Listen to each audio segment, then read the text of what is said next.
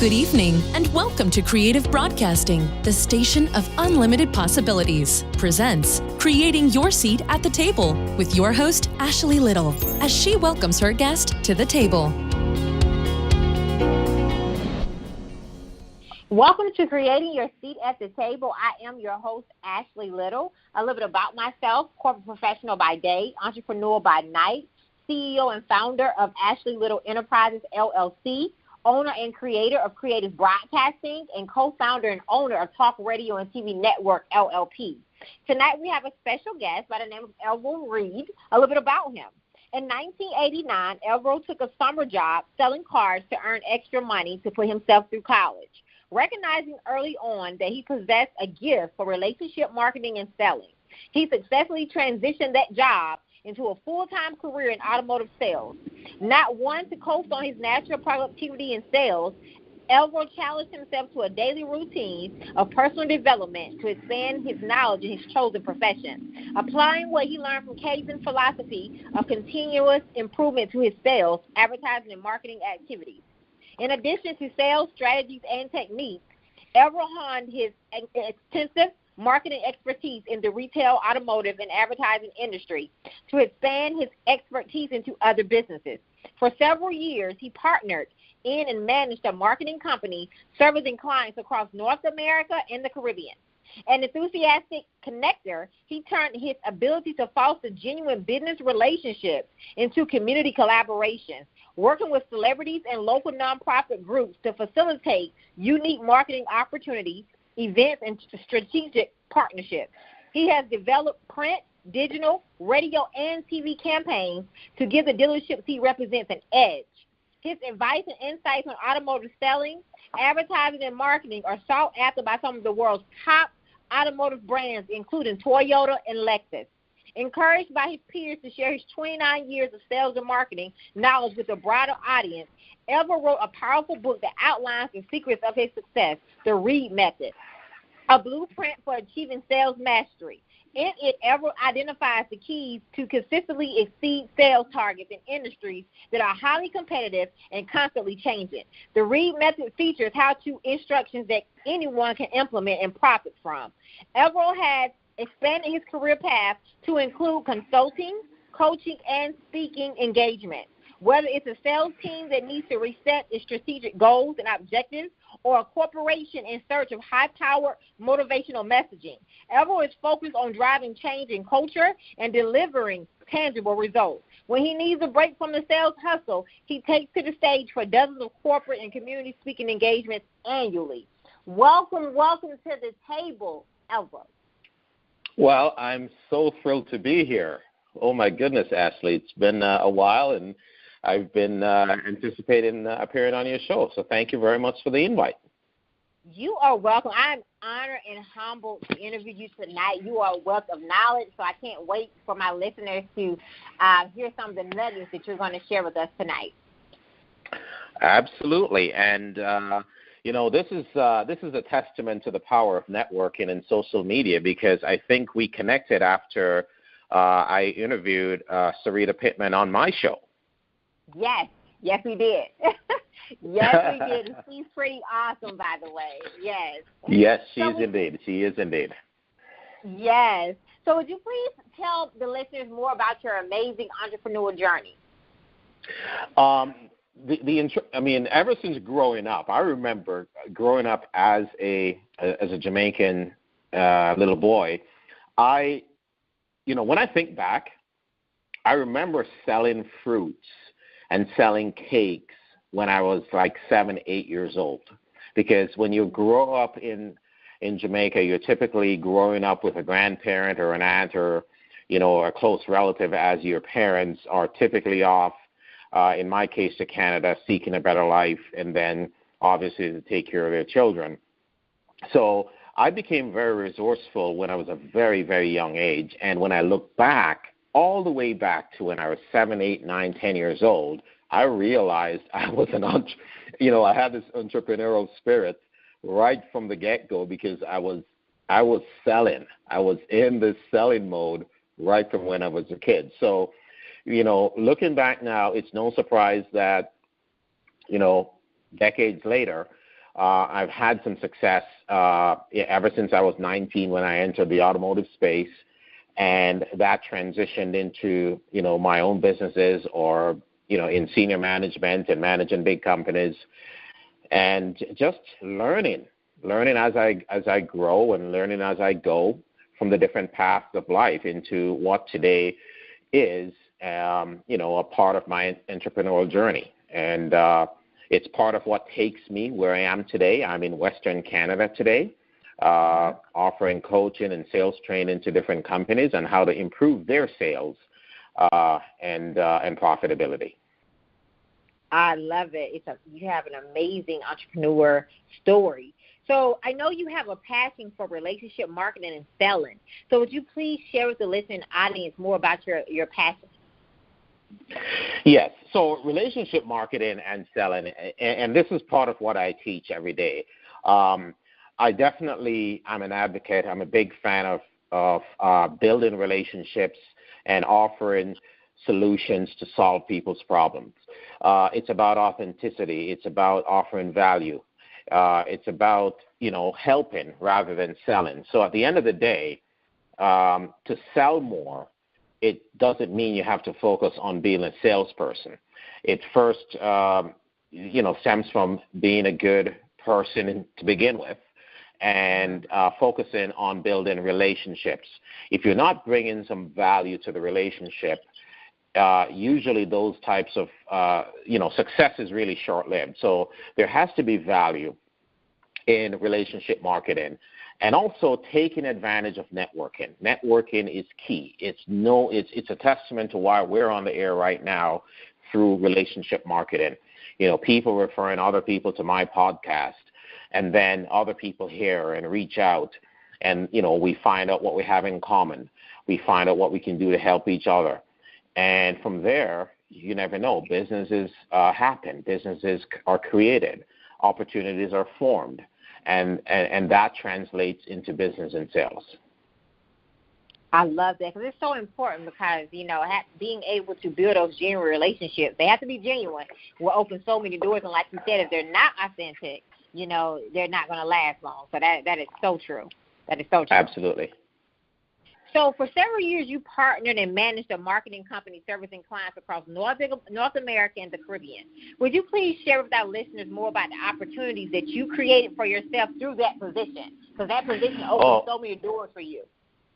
You know what? It did. And I was thinking about that today, and I shared that today with an audience of automobile salespeople on literally how, coming from one country to the other, what makes a salesperson or a business person successful when you can leave one marketplace, go to another marketplace in a different country or different countries, and still have sales and business success? And what was able to help me was, number one, again, keeping it real. Number two, making that genuine all-important first impression with the people that you're doing business with. And not taking, sales and appointments for granted, because you never know. The world is actually a very small place, a lot smaller than people think. And whether you're in the United States, Canada, parts of the Caribbean, or the UK, you run into people that you have done business with before or who know about you. People are telling me yesterday and today that they've seen me before. Because obviously more than likely on social media. But at the end of the day, when you deliver good service, when you're authentic to people that you do business with, when you try to build relationships, when you try to offer solutions and to solve other people's problems and be a solutions provider, they tend to trust you. And those are the people that will absolutely want to support you when you say, you know what, I'm thinking of opening my own business. What do you think? Or would I have your support? And I was shocked when I traveled across the United States and I was developing this real estate marketing company. I was so pleasantly surprised how many people wanted to support me and be my clients. And that's important. You said a lot of nuggets when you stated some of the things that you did. Delivering good service, that's so important. And being a solutions provider, right? So you've been a servant first, and now all of the seeds that you sowed are reaping, right? So it's so important. 100%. Yes, it's so important that we are authentic and that we begin to serve first. So can you elaborate on that a little bit more, Everold? Because it's so important that people understand that we have to be a good servant leaders first. So, that's the autumn. So, for example, that occurred in the real estate marketing sector where I was selling advertising and create marketing solutions that the real estate companies used. And I first tried to go and meet with clients, not just to sell advertising, but to see how the advertising could genuinely benefit them to the best of our abilities and how to be more creative and to deliver more effective, meaningful advertising. Now, when you translate that to the other space that I'm involved in, which is the automotive space, this is something I preach often, where delivering solutions and solving other people's problems instead of selling. I talk about being a problem solver and stop selling. The days of selling are frankly over.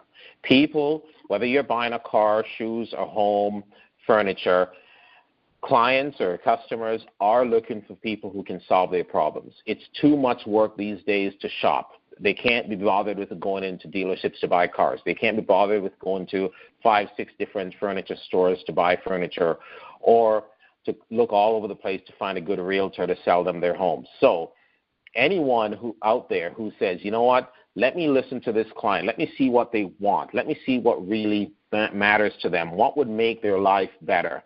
And come back and don't be afraid to offer solutions that are outside of the box. Because a client says they want X doesn't mean you have to give them X when Y is a better solution for them. So it's the ability to be open and creative in offering solutions that they may not be expecting, but in the end may exceed their expectations. I love that. Love that. So why is collaboration so important when trying to get to the next level? Oh, my goodness. You're definitely a connector and a collaborator, so I'm definitely interested to hear what you share with us on that. You know, this is something that people keep telling me, and I'm like, really?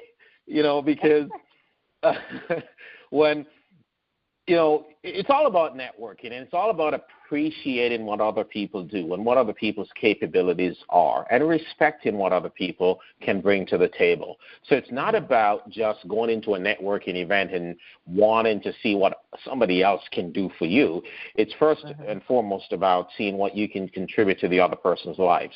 So typically in a first networking occurrence, you're not there to try to get something out of anything. You're just basically trying to listen and develop the relationship and have a starting point from which to build. So when I, for example, reach out to Les Brown or Tom Hopkins, I'm thinking bold. I'm thinking, oh, my goodness, I'm starting this podcast on sales and business success. Why would they even want to talk to me? I'm just a little guy with just a few episodes. But you'd be very surprised. One of the fundamental lessons I learned in the first few months of starting my podcast was if you actually are genuine and you reach out and you're authentic and you are respectful of other people's time and you actually ask for some help or you ask for some support, you'd be very surprised how many of these well-accomplished influential influencers are willing to help you. So I no longer set barriers. And as a matter of fact, one of the biggest goals that I set when I started my podcast was, okay, I want the biggest and the best in these spaces, hopefully to appear on my show. And those were the big goals I set. And so far, through the type of collaboration and not being afraid to ask, not being afraid to say, tell me how I can make your life better. Tell me what I can do for you. How can I be of service? Maybe offering an idea and offering an opinion. You'll be surprised how quickly people will come to you for advice and say, hey, Everold, what do you think about this? I love that, Everold, because that's exactly what I did with you. I reached out, right? And you were going to tell me no or you were going to tell me yes, right? And I introduced myself. So it's so important that people understand what you just said. It's so important of not being afraid to ask and just, really being genuine and reaching out and going after your goals for what you want to do. Oh, for sure, and don't sell yourself short. Reach for the big goals. Forget about the little mediocre goals. It's all about reaching for the top. Because if you don't stretch, I always talk about, when I coach about goals, I talk about setting stretch goals. And stretch goals is, okay, if your target is 10, set that target for 15 or 14, right? Because if you set it for 10, you might get to 8 or 9. But what if you actually genuinely are trying to get to 15 and your company wants you to do 10? More than likely, you're going to be somewhere in the middle. And then now you realize it's possible. It's possible that you've accomplished 10, you've accomplished 12 or 13. So now that you realize it's possible that you've gotten a big guest on your show who now adds credibility and is now a part of your network, who else is possible to be on my show? What else can I do? Where else can I take it? So it's all about setting those big goals and not settling. I love it. Setting those big goals and not settling. So that not settling. So which leads me to my next question, because you have done so many great things with, TV campaigns, digital campaigns, print campaigns, and with celebrities, etc. So how did collaborations and building those genuine relationships play a role in your success? I know that with your show, it has definitely helped your show tremendously. So how did those collaborations help with your other parts of the success that you've had? Well, they certainly reaffirmed that, I had the ability to reach out and to be a connector and to be someone that people would actually listen to or give the time to, at least to make the pitch. But it also taught me some lessons, Ashley. It taught me that everything is not about money. Everything's not about money, especially when you're reaching for, big goals and you're trying to get through to big people. You don't have to say, well, let me offer you money, or how much will it cost, or, wonder what we need to do. You have to be creative and approach things from a different angle. So, for example, one of the campaigns I ran was with our dealership group about 4 or 5 years ago, where the celebrity in question, or the influential person in question, I knew was very passionate and driven, life-driven by serving others and by charity. So the proposal that I put together was not to, we wanted this person to be the spokesperson for our brand. So I didn't go to this person and say, well, let me offer you a bunch of money to be our spokesperson, because I studied and I knew that money is not what mattered to him. Giving and serving meant more. So I took the angle of, okay, how can we incorporate you as our brand ambassador, and then through the sale of our vehicles, we contribute to your foundation and your charities. And that immediately clicked. Outside the box, no money involved, but how can we collaborate that you can represent us, you can drive our vehicle, because you can represent our brand, but instead of here's a bunch of money that he might have turned down, because it's not all about money for everybody, here's how can we help your foundation grow. So it's about, thinking outside of the box, being creative, and studying and knowing what matters to the other people that you're trying to affiliate or, collaborate with. Yes, I love that. Studying and doing research is so important that we do that to make sure that we're providing value. And like you stated, most of the time, relationships are more valuable than money. So we have to remember that too. Just, the exposure and that experience, to having that is way more than money. You're absolutely right. And, because at the end of the day, people matter. People matter more. Anybody that, you have to be in their circle, you have to be of a certain, status to be in their group. You don't want to be a part of those groups. Okay. So what about if they go broke? What about if they have no more money? What about when they're gone? What do you have now? So you really don't have much if everything is predicated on how much money you have, or what kind of cars they drive, or what kind of groups they're in. It's all about, what value do you bring to each other? What common interests do you serve? How do you collaborate to help others other than just yourselves? Yes, reaching back and pulling forward. Love that. So yes. Let's talk about your amazing book, The Reid Method, A Blueprint for Achieving Sales Mastery. could you please talk to us more about your amazing book, Everold? The book was kind of a, how would I put it? It was kind of a culmination of, after 25 years of actively selling the automotive and the advertising marketing space, of what I thought my success story could be, or what my methods of selling could be. Because when I drove all across 41 states and 8 provinces and hundreds of cities across North America, selling advertising and marketing solutions, oftentimes I came back to my car and I asked why. Why did they buy from me? Most of these people would see me once. And it's advertising sales. It's not the easiest type of sale to make. So I always went back to my car and why did they buy? They almost don't even need it or didn't want it, but they bought anyways. So fundamentally, the answer was, okay, it's the salesperson. It's the individual. Well, why the individual? Well, there was a genuine connection made, et cetera, et cetera. So when I went back to the automotive space 8 years ago, I saw a huge void. And the huge void was, okay, buildings and facilities were becoming more ultra-modern. Automobiles were having much more high-tech available. But the sales process was still left back in the 19th century. It still hadn't caught up to how people wanted to be served today. So I knew that when I went back into the automotive space, I was in no way, shape, or form interested in selling cars the old-fashioned way. So I created a process that I thought, okay, let me write a book. Let me think. I'm pretty sure I can put a book together based on 25 years at that point. And I started putting the chapters together and what would I call these chapters? What would be the main subjects that I would address? One, marketing, one, personal development, all sorts of stuff, as we dive into the different chapters. So I laid everything out. And literally the content that I had in the experience was literally decades of it. So it wasn't too difficult to put it all in a book, but it was finding the discipline to sit down and write a book for 14 months.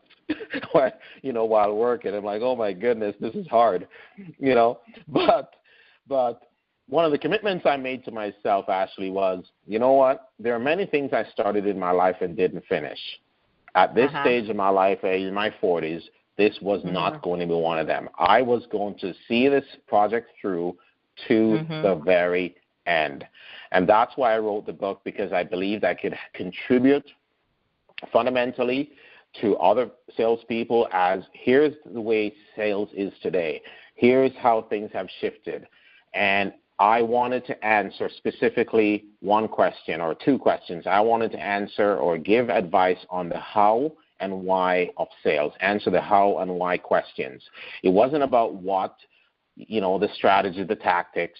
It's about answering the questions. Why do people make the buying decisions they do? And ultimately, it comes down to the individual salesperson and the relationships you build. I love that. And what you said a lot of things that stood out, but it definitely, when you said you was writing your book, you already had the content, right? You just need to put it together. So that's so important, because through your experiences, you are already creating that content. So can you share with our listeners how you kind of went about that process? Because you already, like you stated, had a content. You just had to just publish the book.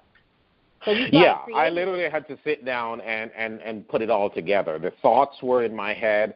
There were notes jotted down in different places all over the place, notes in different computers, files. And, when I saw how automobiles were being sold still, I said, no way. There's no way I'm doing this. So I put myself in the shoes or in the position of, okay, what is important to make this transition? And I literally started going back through my notes, and I started diving back into the experiences that I encountered, the meaningful experiences that I encountered in North Carolina, the ones in Iowa, the ones in Virginia, the ones in Western Canada, answering why people bought cars from me 25 years ago that still come back to me today. Those are the things. I wanted to know why they would still follow me and ask me, okay, I'm looking for a car for my daughter. Which car should I get? It's just fundamental. And if you sit back sometimes and you answer a lot of these questions that you think about, you'll be surprised how much content you have. And literally, I just started laying it out. So, my first manuscript was about 120 pages only. But by the time we were done with my editor, we were at 206 pages. But so the bottom line is, folks, you have to just start. You have to start somewhere, and you have to be consistent, and you have to be persistent. And you never know where it takes you. Because at the end of the day, Ashley, my goal was not to become an author per se. My goal, it wasn't about selling books. But for someone who did not have graduate from college, I never graduated from college or university, believe it or not. But I held the top senior management positions in a major Lexus company and a major Toyota company because I invested in personal development and learned a lot. So I wanted to say, I'm going to finish this book. I'm going to become an author because it is my ticket. It's my degree that I never had. And I wrote the book because it would open doors. I knew it would open doors. I knew it would bring opportunities like this one right now that you and I are speaking from Nashville, Tennessee, and I'm in Edmonton, Alberta, Canada. I knew it would. Yes. And I knew it would help me to write my own ticket. I had no idea it would create a podcast. I didn't even know what a podcast was at the time, but it did. So it's all about starting, being persistent, finishing, of course, and ignore the people that tell you can't do it. I can't tell you how many times I was made fun of at my own workplace about writing a book. And, and that's so important for our listeners to pay attention to. We have to ignore our distractions because if you would have paid attention to those distractions, you wouldn't be where you're at today, right? So we just have to stay focused on our journey.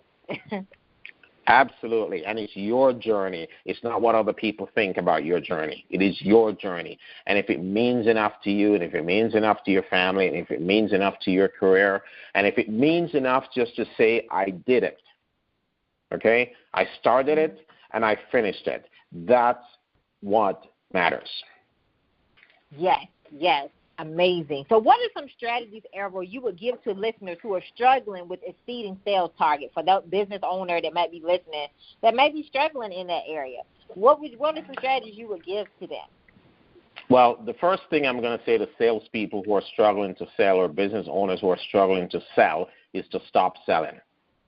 Okay, the world today is not about sales and specifically, selling meeting targets only, and about money and discounts and how much you can get for as little as you get.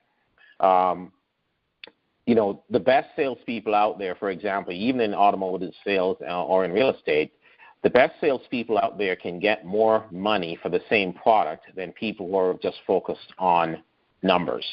So if you're struggling to sell or your product or to offer the services, or your sales are slow, what you need to do is to go back to the drawing board and rethink, what is my true value proposition? How does it improve the person's life?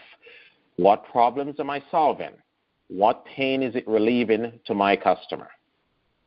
Okay, you're solving a problem, you're relieving some pain, you're creating convenience, you're being authentic, there is value involved, and it's improving their life.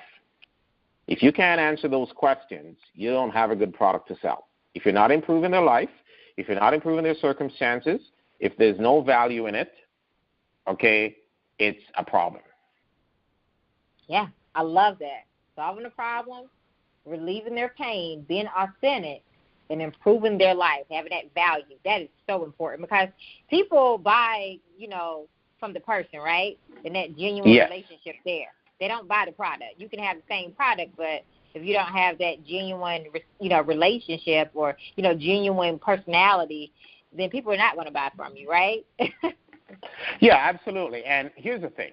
If you continue to focus on sales based on transactions, based on how much discount you can offer, and based on, what the price is and how much you're offering, you're going to make a little bit of money for once or twice, but you won't have a sustainable business or a business that you can grow and scale. because anybody can sell a product or service just based on giving more for less. That's giving your product away. There's no value in that. But a sustainable business that's going to scale has to be value-based. And the bottom line is you have to add more value to anybody else. And this is from Tony Robbins, and this is something that I've been doing all my life, and which is why I've had success, is without the phrase of saying I'm adding more value to anyone else than my competitors. That's what I've been doing. This is why when I sell vehicles, people go nowhere else, because I make it so easy and so painless that when it's time to get another vehicle, first of all, they're not even thinking about it because I'm thinking about it ahead of them, and I go proactively create the solution. But even if they're thinking about it, they're going to automatically come to me because the process that I've created and the way that I make them feel and how I solve the problem, they just want to deal with the person that creates the easiest solution. Absolutely. I love that. So would you please share some strategies, Everold, of how you use your speaking, because you're an amazing speaker as well, how you use your speaking to continue to build, how they can use their speaking to build their business, basically. Why is selling from the stage so important for our listeners? Oh, absolutely. Well, speaking, I think it's about, if you're offering a product or service that you strongly believe in, you should be able to speak to that product or service.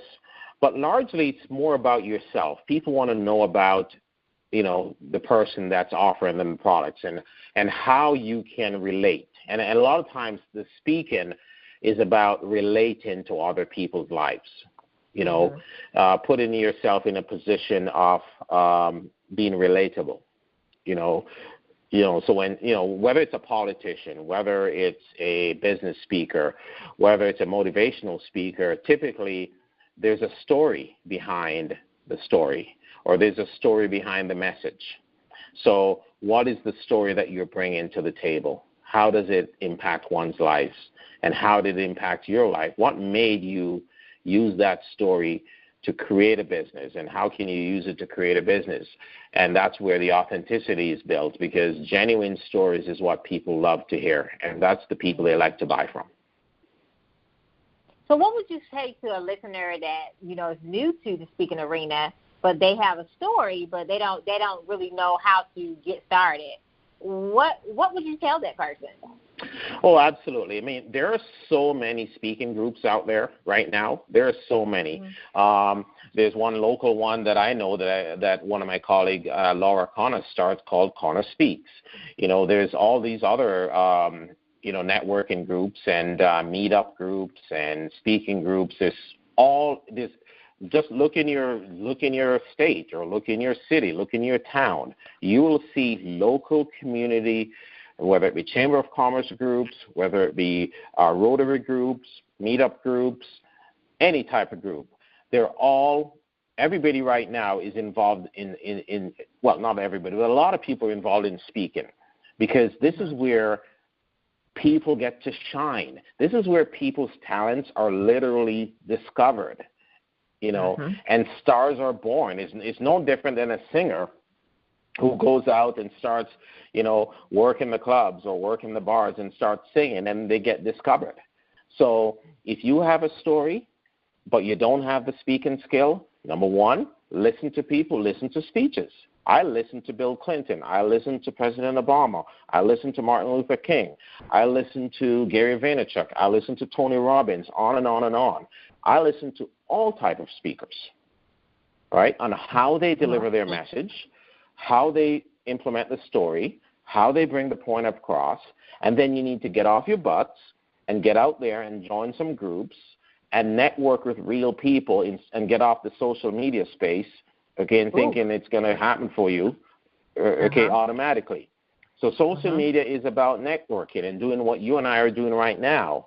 At some point, once you connect with somebody on social media, get the phone number and make a real phone call and talk to them. And if you're not doing that enough, that's where the problem needs to be, you start solving the problem. And that's so important. You're right, because, social media has gotten in the way of a lot of real communication, everyone. You're so right. I'm a big believer in that as well. Picking up the phone and making that actual connection with people is worth more than anything, right? Having that conversation and actually building that genuine relationship with them. Yeah, I mean, it's okay to start with social media. That's where a lot of relationships are formed. It's okay. It's understandable because you can do a lot of that on social media. But once, let's say, out of 100 people, you find that you're communicating with 10 of them and you're learning more about these people and they're liking your stuff and they're supporting you and they're sharing, at some point, hey, call them on Messenger. Say, when can we connect? Would you like to connect for a coffee? And start a real conversation. I've had people call me who have been following me before I even got to this stage a couple of years ago, and they literally would say, Everold, I like what you're doing. How can I help you? Tons of times people would reach out to me, other people who have had some success, and they would say, I like what you're doing. How can I help you? I can put you in touch with this person, etc. And that's why it's so important that, we're, like you stated, remain consistent as well with what we're doing and persistent, because you just never know who's watching, right? So 100%. You never know who's watching it. That's right. You never know who's watching. You never know who's listening. You never know who's going to check you out. Even in airports these days, people will stop you and say, hey, I've seen you here, I've seen you there, or I've seen your book, or I've heard one of your podcasts, like whatever. But you have to start, and you have to be genuine, and you have to be consistent. Yes. So I asked all of my guests this question, Everold. How did you create your seat at the table? How did I create my seat at your table, I hope? Is that no. So, well, it was a matter of reaching out. When we like I said, we had Sarita on the show, and your team or yourself reached out. I immediately said, okay, well, this is great. Who is this person? Let me see who this person is. And obviously there is some general interest. So we scheduled an event or a time, and here we are. But there's also creating a seat at the table with this particular event tonight or talk tonight, and then there's creating your seat at the table of success. Yeah. And it's really a commitment, number one, a commitment, and it's a relentless pursuit of the success. And what does success actually mean to you? Does it mean money?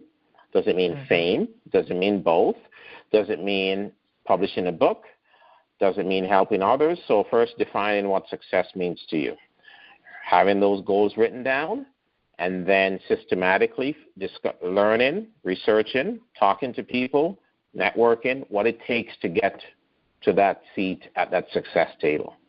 And again, you'll be surprised that a lot of people will want to help you along the way. As long as you're authentic and you give back and you contribute, people will want to help you along the way. And I have so many supporters that have helped me along the way that, I share this a lot with a lot of my audiences because I use PowerPoint slides a lot. I don't even make the PowerPoint slides. One of my clients does for me for free because he likes what I do so much. He helps me all the time. I literally say, here, I'm going to speak here. Here's the message. And we will put the slide together. So people will support you if they believe in you. And that's the number one thing. Yes, key word. They will support you if they believe in you. And as long as you're authentic and you give back, that is so important. Yes. Being a servant first. So what can we expect from you, Everold? I know quarter one is already passed. We're in quarter two now. What can we expect from you the rest of 2019? Okay. Well, I am working on a couple other books. Okay, and I may not get them both out, but I'm definitely working on. I have the content for two, and here's the thing, folks. You could write a book without even knowing that you were writing a book. Mm-hmm. And I'm saying that because, I've with all the thought leaders and speakers that I've had on my show, I've been blessed with the content and the research and the production that I've had to do to ask the questions, to get the answers, and to learn from some of the best in the world. And that alone is a book right there. That alone is answering some very fundamental questions and delivering it from the expert's perspective. It's also another opportunity. I've been teaching a course across Canada and the United States and parts of the Caribbean on sales mindset principles. What does that actually mean? And, the course has evolved. The workshop has evolved so much that I'm like, you know what? This is a book right here. Here are my 9 sales mindset principles. Here's what it means to me to become a successful person. So you literally, if you're writing and you're investing in yourself constantly, you just need to go back in those archives and in your journals and see what stories you've written. And you never know what type of bestseller you have sitting in your journals. I love it. Because, for us that journal, that's content right there. You're right. And you just never know, how that can all come together, and you can utilize that and monetize off of that. Yes, absolutely. So, and that's just one thing. And so writing, 1 or 2 books is definitely on the agenda. Expanding my show is definitely on the agenda. And I've been having some meetings recently. My courses are going to be. Some of my courses will be coming out online in the next 60 to 90 days, especially my leasing course that I offer to dealerships all across North America on how to increase lease renewal rates and lease penetration rates. So that's something that we'll be working on. And at the end of the day, it's about helping people. How many people, if I speak to, can I help to transition their sales career and business career to ultimate success? That's my goal. Love it. So I see all the great things that you have going on, and I can't wait to see, what God is going to do for you the remainder of this year. Super congratulations on your books and, expanding your show, because your show is pretty awesome. You only interview the top, and your leasing course. So I'm super excited about all the things that you have going on. So would you please tell our listeners once again, Everold, how they can follow and contact you? Well, following definitely Facebook, definitely LinkedIn. I'm on LinkedIn as Everold Reid or the Reid Method. On Facebook as well, Everold Reid, at Everold Reid or the Reid Method, and also Twitter at the Reid Method and Instagram. So all those 4 platforms definitely. Feel free to visit my website, thereidmethod.com. And feel free to subscribe to all the free stuff that's available, and definitely listen to the show, the Reid Method Insider. I appreciate the following and the listenership, and I appreciate feedback, constructive feedback on how we can get better, and if you have questions, for sure. So please follow and support the amazing Everold Reid, okay? Please follow and support his shows and all the great things that he is doing. So, I would like to thank you so much for taking the time out of your very busy schedule, coming on the show today to the table all the way from Canada. So thank you so much for coming to the table, and I look forward to bringing you back before the end of the year. You know what, Ashley, continued blessing, and I respect what you're doing so much in making a huge contribution to other people's lives, across North America and the world. So I commend you, and I thank you for what you're doing and the service that you're providing to your listeners. Thank you so much, Everold, and I look forward to continuing to connect and work with you in the future. Okay, my pleasure indeed. Have a wonderful night, everybody. You too.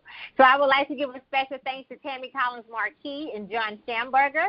I would also like to give a special thanks to author Kimberly McLemore, and a special thanks to my intern, Sarah, who's on from Tennessee State University. And you all may follow me on Facebook at Ashley Little and on Instagram at _Ashley A. Little. Thank you.